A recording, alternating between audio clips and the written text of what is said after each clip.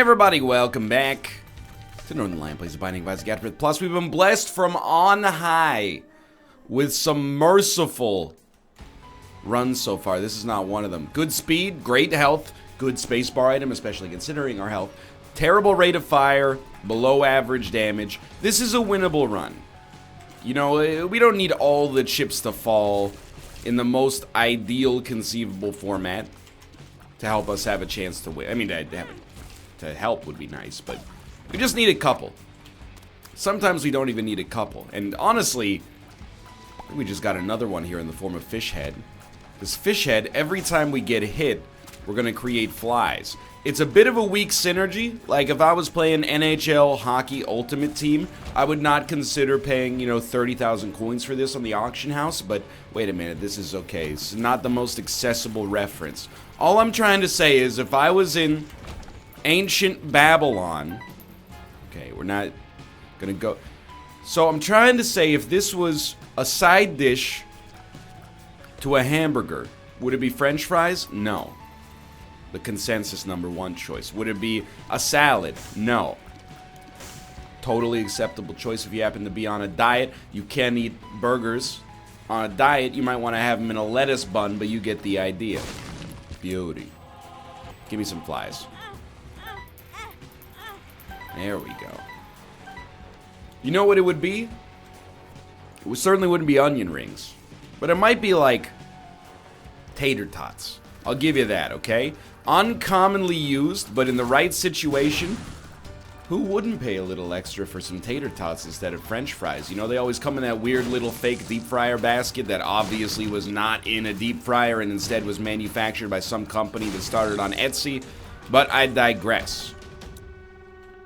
In terms of side rankings, it all comes down to what premium you gotta pay for it. Here's the thing. I'll pay extra for a salad in some situations.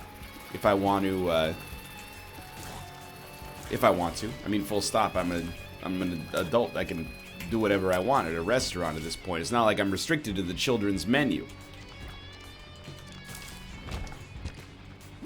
I want to use that, but I might wait till the next floor because of our arcade chances.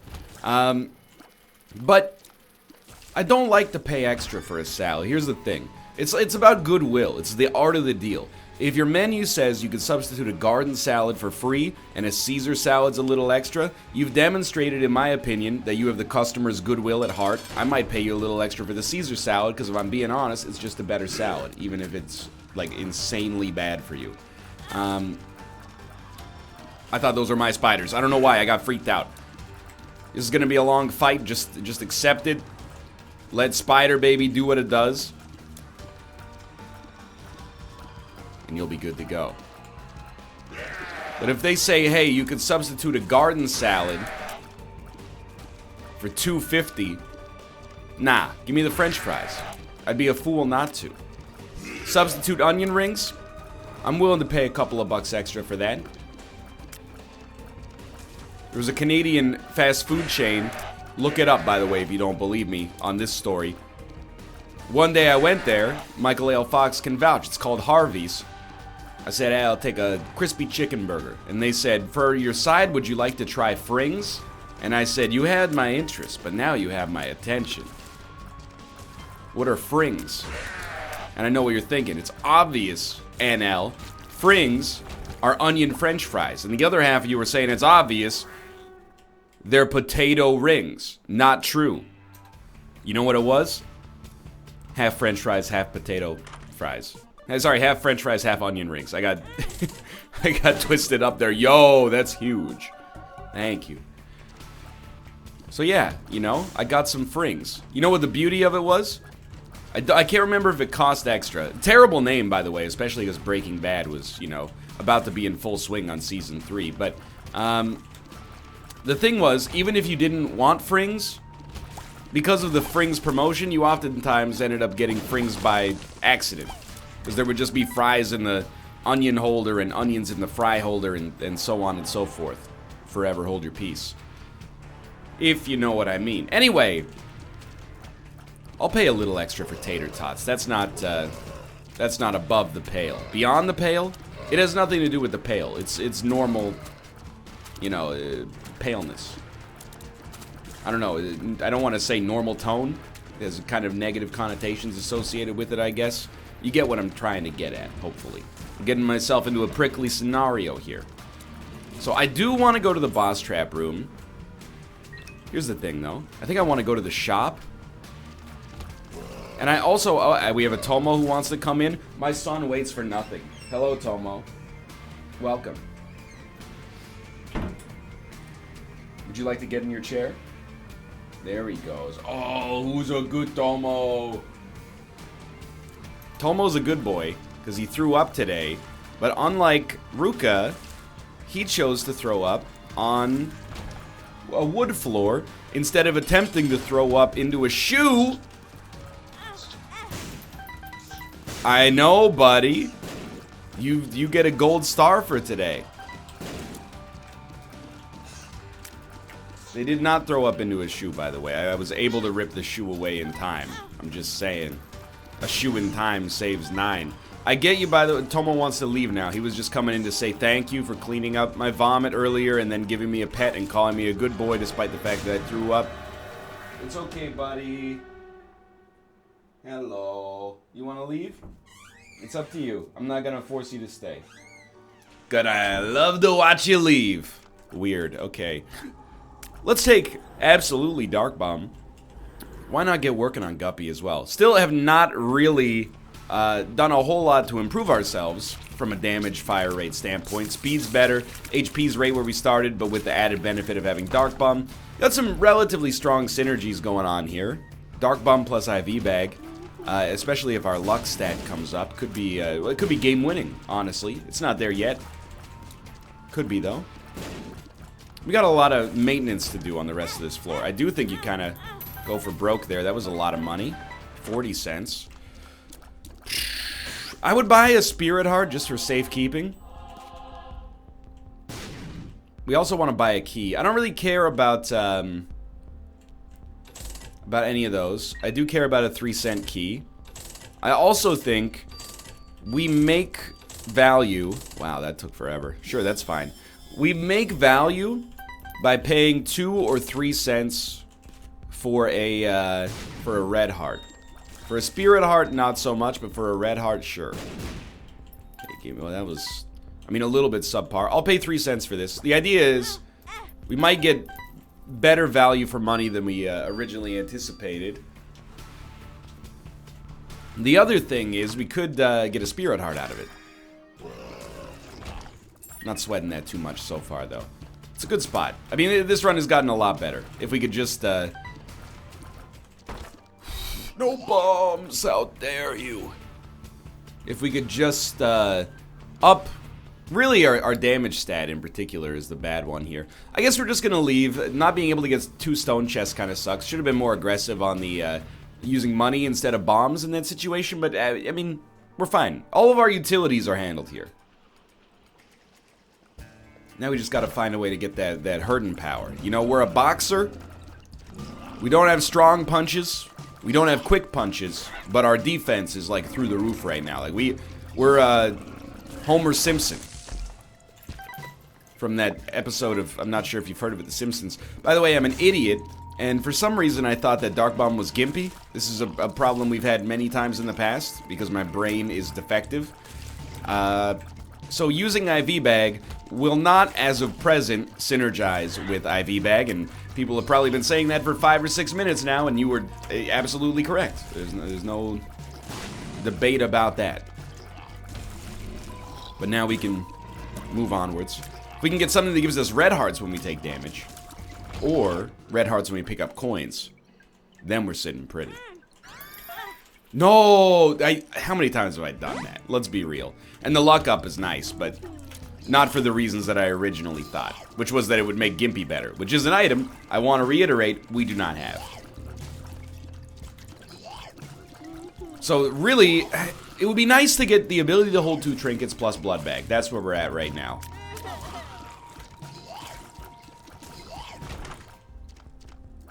Buy this, always buy this. That's why. You also get flies out of it no matter what. Then we'll pick up this. I'll buy the card just to see, and actually I think it's a top tier card. for our present situation. If you know, you got the choice between Judgment, Temperance, Fortune Teller. I would say give me Judgment, and then give me Temperance. I love a Temperance card. You know why? It's a known quantity.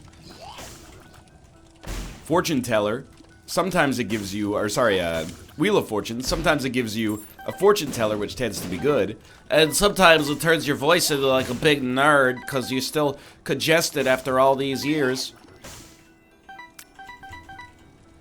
I refuse to apologize for this.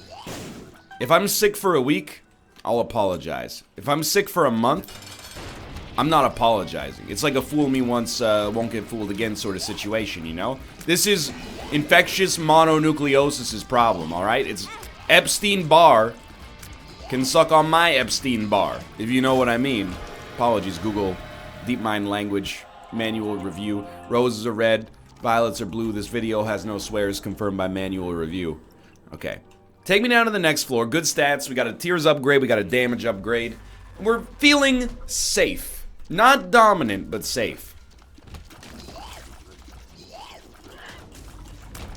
Absolutely. Alright. I know you're thinking, NL, you got some grocery store anecdotes today? I do not. I went to the grocery store. I have no grocery store anecdotes, though. Well, I have one small anecdote. So, I was going to the... Of course, I mean, I went to the grocery store. You think I'm just going to go to a hotbed of activity like that and not have a story to regale you with? It's a story more at my own expense than anything else, though. I went to the grocery store. While I was driving there, I had my Bluetooth enabled. We're kind of balling out. That's right. We have a vehicle that has a Bluetooth receiver in it. I'm not sure if you've heard of these. They're pretty high tech. Wait a minute. I'm going to focus on the item here for a second. Absolutely not. We can at least grab the card. Sure, okay. But we want to keep IV bag, at least for now, even though we might lose all our red hearts on purpose. Unicorn stump would be fine if we had an orbital, but we do not. Box of spiders. If we had a hive mind, I'd start to consider it, but for now, not that interested. Okay, I mean, I think we got the best item for us right now out of all of those. We also, oh, and we're just going to take this, to be honest. We should have used Unicorn Stump to play 2 blood banks, but anyway. So I hooked up my phone and I was, you know, getting ready to drive to the grocery store, and for the 4.5-minute drive, I'd be like, you know, if I die of vanity, promise me. That's right, I sing in the car, and I like the Tragically Hip. I'm from Canada. I don't need to apologize for that. I love this. Dude, we want car battery. Absolutely. Car battery over 9 volt in this situation. I think. But instead, I started driving out of the parking garage, so I never, and this is a rule, after I start driving, never touch my phone. Not to adjust music, not to respond to a telephone call, text message. Even when we're in the parking garage, it's like 10 kilometers an hour, I will not touch it. Because I don't want to be on the news. Famous entitled millennial YouTuber crashes car while checking cell phone. And I'd be like, well, he T-boned me while I was looking at Twitter. You know, I don't want to invite that kind of spotlight into my life, really, is what it comes down to. And then the Bluetooth stereo started playing, and I was going to get Rakuto to sing but instead, it was Dan Carlin's Hardcore History. So the 4.5-minute drive to the grocery store ended up being, because, you know, I can't adjust what's playing at the time, a little bit of King of Kings Episode 1 from Daniel Carlin, the Hardcore History podcast expert. I'm not complaining. I learned a little bit, but simultaneously, you know, I don't know. When you're driving here, you need a little bit of extra testosterone. You need like an artificial cojones enabler so that you can squeak into that left turn when, you know, there's about a 15% chance that you'll die. And I gotta admit, hearing about Genghis Khan, it brought me a little closer, but not quite as close as I was hoping. That's my grocery store anecdote, and that's it. I do not want that. That is not worth my time. But dude, this run, we're right on pace, which means we're ahead of schedule. You're like, what did he say? Nah, for real. We're right on pace, which means we're ahead of schedule. What I mean by that specifically is, give me a second to come up with what I mean by that. We were previously behind schedule.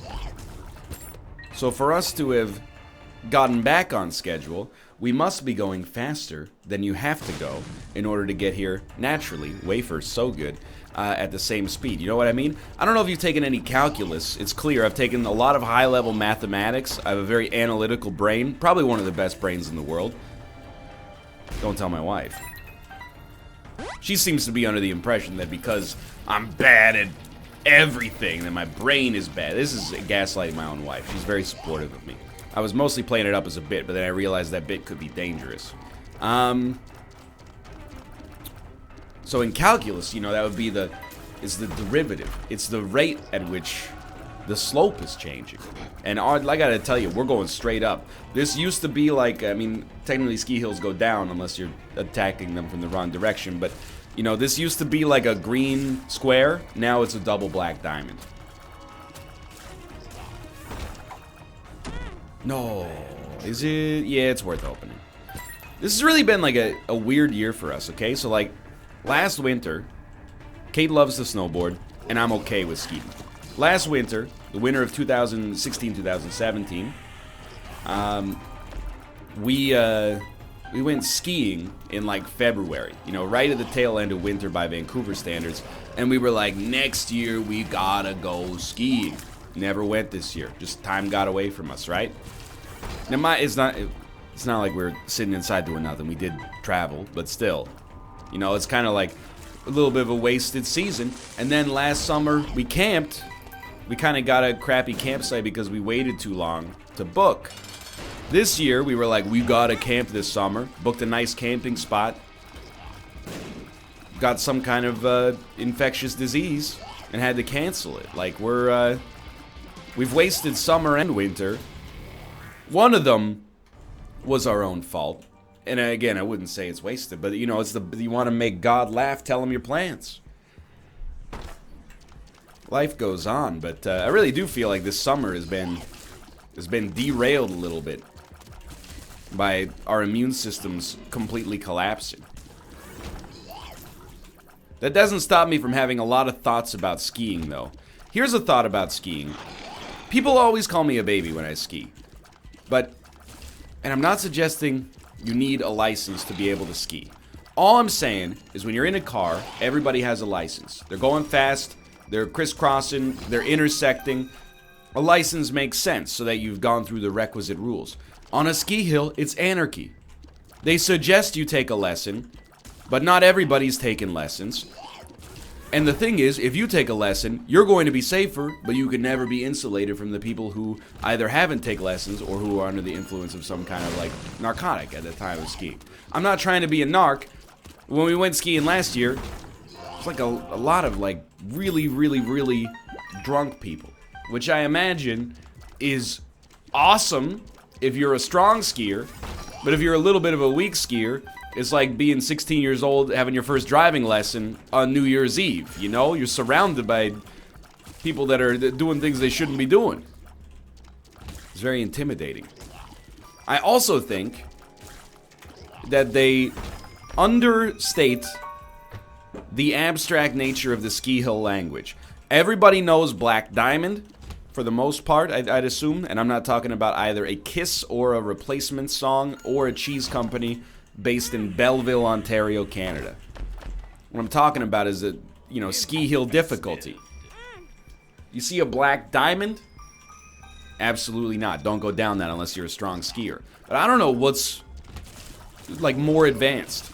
A blue circle or a green square? Is green... Is green... Oh my god, I'm so stuffed up. Give me a second here. You don't want to hear this.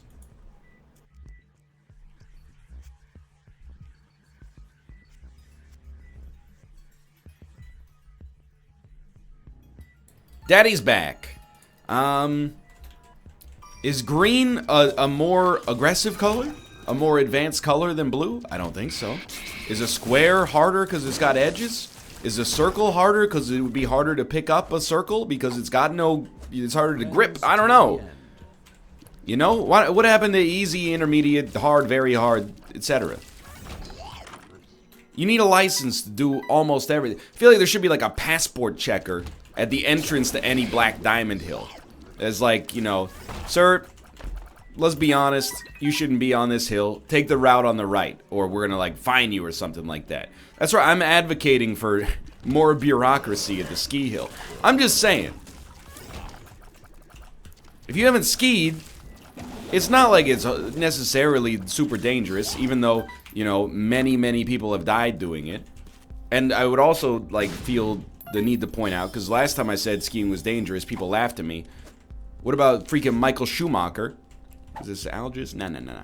Michael Schumacher was a race car, well, he still is, a race car driver. Drove Formula 1 his whole life. Won 7 trillion races. Driving 300 kilometers an hour around a track the size of a angel hair pasta noodle. Gets in a skiing accident, screws up his life. It's that easy, you know? Credit card. So don't try to tell me, mister, that there's no... Anyway, so like I've taken it too far, but I'm just saying, it's a little dangerous. You could be on a green square, and then there's these signs. Even still, like, I don't think it's worth taking magic, but it's just unnecessary. There'll be like a sign, and it'll say straight ahead, green square. To your left, Black Diamond. The thing is, if you're not a strong skier, sometimes it can be hard to not accidentally go downhill. And once you go downhill, you get yourself on that Black Diamond because you can't come back up. I'm not saying we should regulate skiing, by the way. If you're a fan of the slopes, by all means. I mean, I can lecture about the danger of skiing, but thousands of cyclists, if not tens of thousands, are killed annually. So it's not, I'm not trying to like insult skiing. I'm just saying, when I go skiing, my head's on a freaking swivel, and everybody else is going woo, and I'm like, are you not concerned? The thing I'm most concerned about is not like hitting a tree. The thing I'm most concerned about is either me not being able to get out of somebody's way, or someone not being able to get out of my way because one of us is not paying attention. I'm not gonna say that it would definitely be the other person because I pay 1000% attention on the slopes. I'm just saying, okay? It's like being surrounded by drivers, but you don't have any airbags. All I'm suggesting is that maybe we should have our own private ski hill. How much could that be? To buy a mountain? Dr. Evil did it.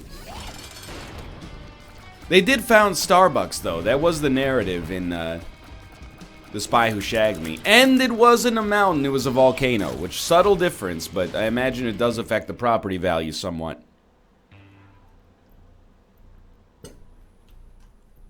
Anyway.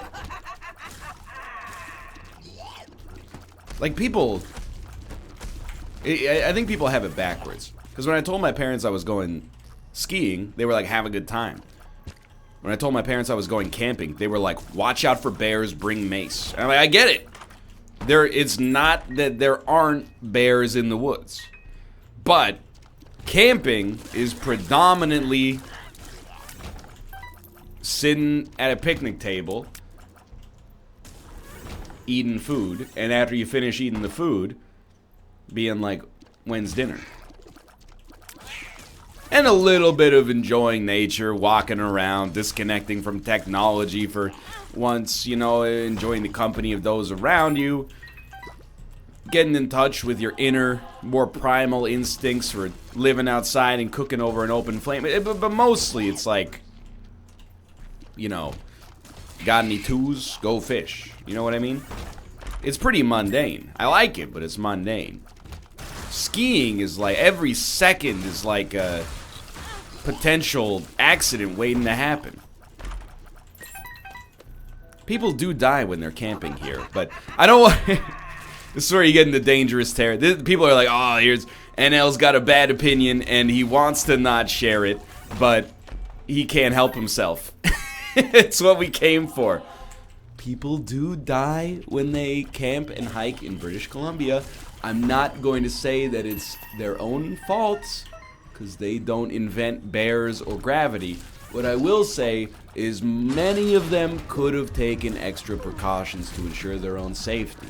So it really depends on your philosophy surrounding a failure to plan as a plan to fail. You know, people, they get stranded. Nobody starves to death here. You just go to, just order DoorDash. What are you thinking? But people slip and, you know, basically die of falling at least half a dozen times a year. That's why I will never get close enough to an edge for that to happen. If I die in some kind of falling related incident and it smells even a little bit fishy, please investigate. Because, like, I'm telling you straight up, your boy does not get close to edges. The closest I'll get to and I don't really have a fear of heights. It's more like I have a respect for gravity.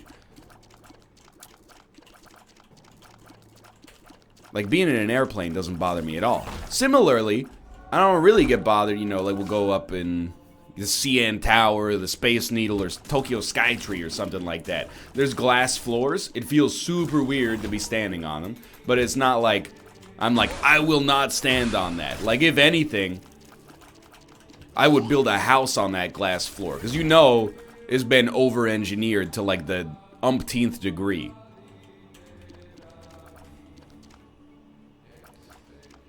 I would rather, like, you know, stand on the glass floor than eat in the restaurant at that point. Although I would eat in the restaurant as well, because I'm a hungry boy. But that's what it really comes down to, is like, you know, there's a difference. I will say there's a couple, like suspension bridges, pedestrian suspension bridges here. I will go on them, but I do not enjoy being on them. And while I'm on them, I'm not one of those people that's holding a cell phone out over the edge and taking a picture of like, look, if it wasn't for the wisdom of mathematicians, I would be dead right now. I'm more like, you know, why did the NL cross the pedestrian bridge to get to the other side?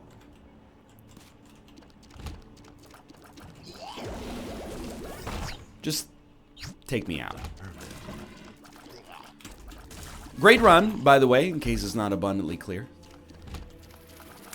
It's like you know what it is? It's the Into the Wild, like the Timothy Treadwell experience. I think you can learn a lot about somebody and their taste for adventure and also their attitude towards personal responsibility by seeing how they react to the movie or book or the Wikipedia article surrounding either Timothy Treadwell, the person at the center of the movie Into the Wild, or like Grizzly Man, for example.